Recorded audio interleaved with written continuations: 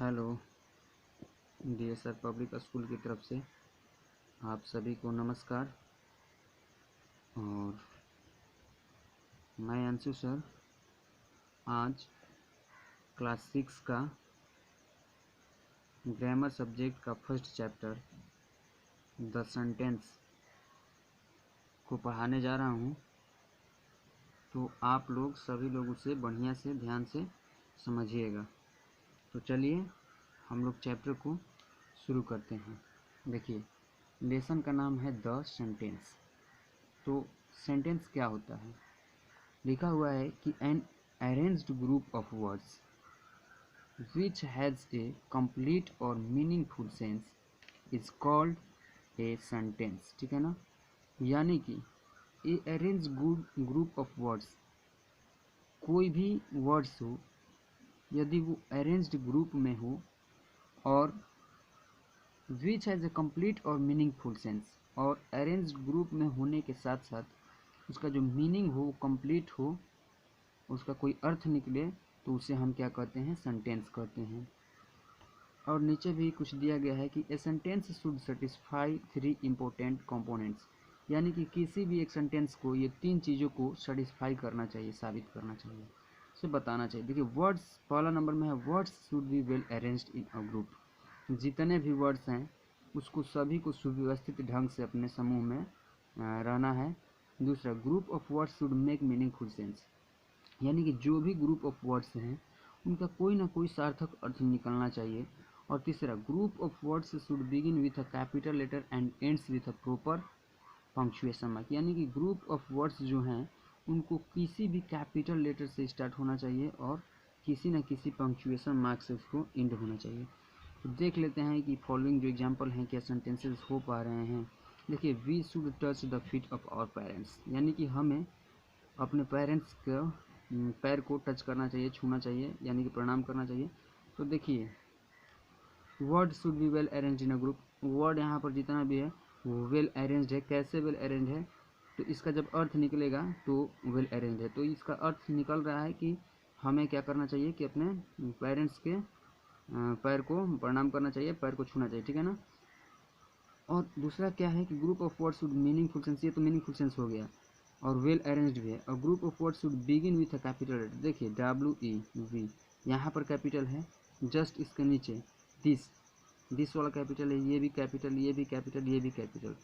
और लास्ट में क्या बोल रहा है कि a capital letter and end with a proper punctuation mark, यानी कि पंक्चुएशन मार्क के साथ समाप्त होना चाहिए। देखिए, यहाँ पर भी पंक्चुएशन मार्क के साथ समाप्त, यहाँ पर भी पंक्चुएशन मार्क के साथ समाप्त, यहाँ पर भी, यहाँ पर भी, यहाँ पर भी। और सभी का आप देखिएगा एग्जाम्पल में जितना भी है सभी का एक अर्थ निकलेगा, सभी कैपिटल लेटर से स्टार्ट है, पंक्चुएशन मार्क से समाप्त है, यानी कि सभी एक सेंटेंस है। देखिए, this is not my bag, यह मेरा बैग नहीं है, अर्थ निकल रहा है ना? हाँ, यह मेरा बैग नहीं है, यही कहना चाहता है कि वो जो बैग है उसका नहीं है, अर्थ भी निकल रहा है, कैपिटल लेटर भी है और ये फुल स्टॉप भी है। इसी तरह ये कैपिटल लेटर भी है, लास्ट में ये प्रॉपर पंक्चुएशन मार्क भी है। और वेयर यू स्टडी, कल आप कहाँ थे, इसका well arrange group of words है और इसका मीनिंगफुल अर्थ भी निकल रहा था। ये सारे एग्जाम्पल्स जो हैं ये क्या हो जाएंगे? सेंटेंस हो जाएंगे। Thus we saw that all the above given examples satisfy the important components of the sentence, यानी कि इस प्रकार हम लोग देखते हैं कि ये जितना भी ऊपर लिखा हुआ सेंटेंस है वो जितना भी सेंटेंस को साबित करने के लिए, सेंटेंस को बताने के लिए जितना भी कंपोनेंट्स चाहिए, जितने भी पॉइंट्स चाहिए, वो सारे के सारे को साबित कर रहा है। इसीलिए वे क्या हो जाएंगे? सारे के सारे एग्जाम्पल सेंटेंसेस के हो जाएंगे। Look at the following example, we the touch our should, my is back this, you where yesterday. अब ये क्यों दिया है? तो यहाँ पर क्या करेंगे? Thus we saw that all the above given examples do not satisfy the important components of the sentence, यानी कि ये सारे जो एग्जाम्पल हैं, माई इज बैग दिस, होना चाहिए कि दिस बैग इज माई, क्या होना चाहिए? दिस बैग इज माई होना चाहिए।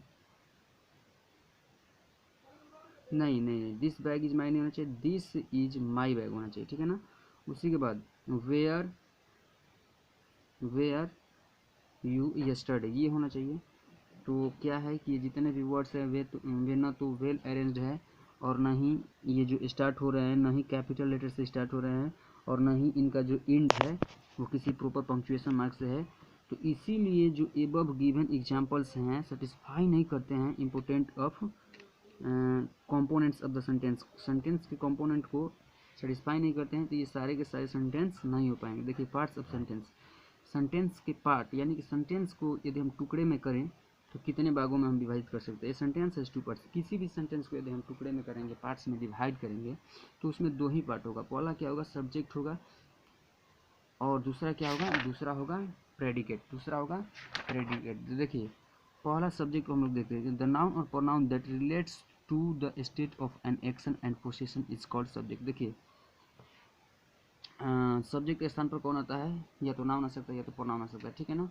तो वह नाउन या प्रोनाउन जो क्या करता है, रिलेट करता है, किसी काम को करता है, ठीक है ना, किसी काम को करता है या किसी अधिकार को दिखाता है, उसे हम क्या कहते हैं, सब्जेक्ट कहते हैं।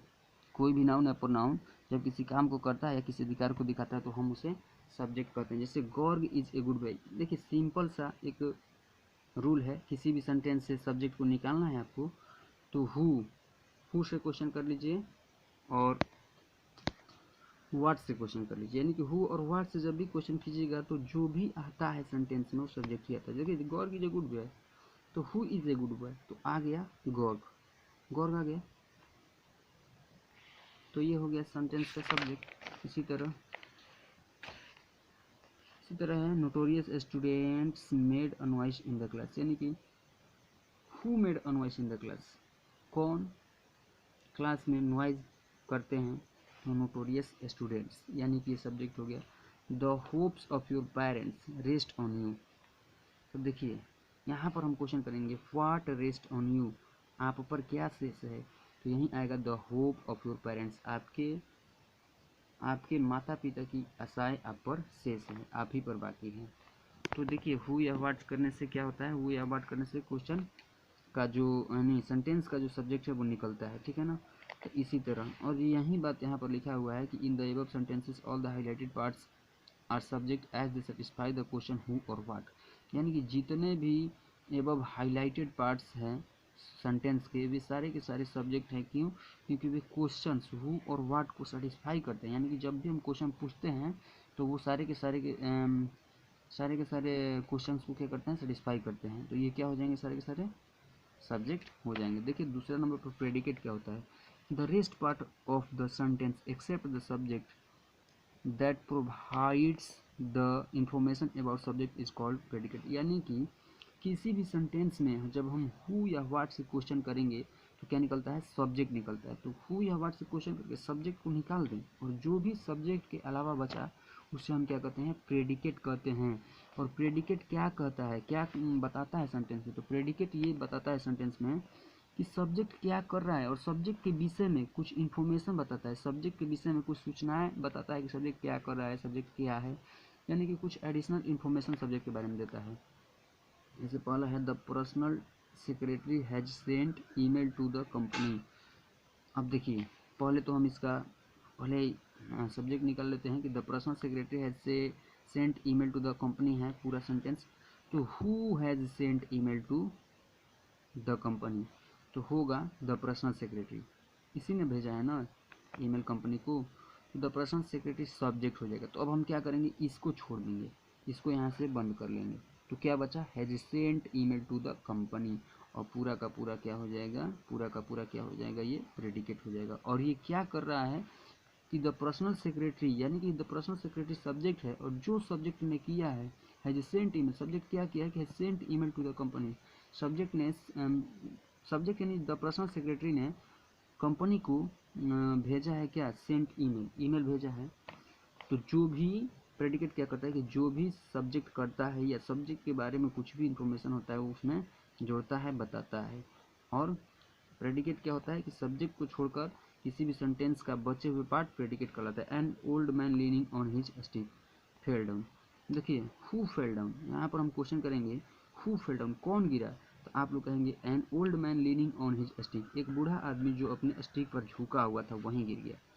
तो ये एन ओल्ड मैन ये हो गया, an old man leaning on his stick ये हो गया सब्जेक्ट, और फेल डाउन हो गया प्रेडिकेट। और इसी सब्जेक्ट के बारे में ही ना बता रहे हैं कि वो नीचे गिर गया, वो जो बूढ़ा आदमी झुका हुआ था अपने छड़ी पर वहीं ना गिर गया, तो सब्जेक्ट के बारे में ही ना एडिशनल इन्फॉर्मेशन बता रहे। तो इसी तरह आप लोग प्रेडिकेट को समझ गए होंगे कि प्रेडिकेट क्या होता है। तो तीसरा नंबर भी हम बता दे रहे हैं, एग्जाम्पल क्या है, children are pure at heart, यानी कि who are pure at heart, तो आप लोग जवाब देंगे चिल्ड्रन, यानी कि चिल्ड्रन सब्जेक्ट हुआ, तो चिल्ड्रन सब्जेक्ट को छोड़ दे तो होता है आर प्योर एट हार्ट, ये बचा, तो ये प्रेडिकेट, ये बहुत सिंपल है। तो ये आप लोग समझ गए होंगे। और नीचे यही बात लिखा हुआ है कि in the above sentences all the highlighted words are predicate as they satisfy the question what to do, यानी कि ये लोग क्वेश्चन को सेटिस्फाई करते हैं कि जो भी सब्जेक्ट है वो क्या कर रहा है, ठीक है ना, सब्जेक्ट के बारे में क्या कर रहा है और एडिशनल इन्फॉर्मेशन क्या है, इसीलिए ये सारे के सारे प्रेडिकेट हैं। और नोट में लिखा गया है कि subject and predicate can be of one word also, यानी कि एक सब्जेक्ट और एक प्रेडिकेट एक एक वर्ड के भी हो सकते हैं। अब इसको जैसे हम एग्जांपल आपको दे रहे हैं, एक एक वर्ड के कैसे हो सकते हैं।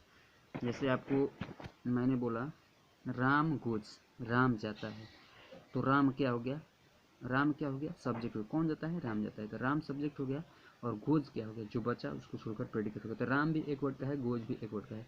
तो यही बात लिखा है कि subject and predicate can be of one word also, यानी कि एक वर्ड के भी हो सकते हैं, एक एक वर्ड के भी हो सकते हैं।